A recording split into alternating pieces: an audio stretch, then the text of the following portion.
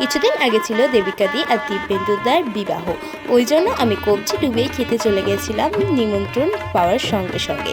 আর দেখতেই পাচ্ছ গেটের সামনে তো কত সুন্দরভাবে সাজিয়েছে, অ্যাম্বিয়েন্সটা কিন্তু দারুণ ক্রিয়েট হয়েছিল।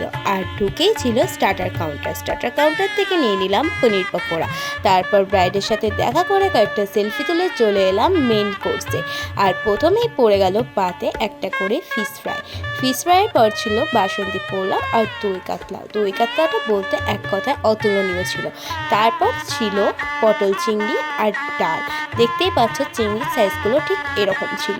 তারপর আবার কি শোস্টপার চলে এলাম মটন কষা, আর কবজি ডুবিয়ে খেয়ে নিলাম মটন। আর দেখতেই পাচ্ছ রেয়াজি ফিশটা কতটা ভালো ছিল আর কতটা চর্বি ছিল। আর তারপরে নিয়ে নিলাম পাঁপড় আর চাটনি। আজকের জন্য এই পর্যন্ত, আবার দেখা হবে নতুন কোনো ব্লগে।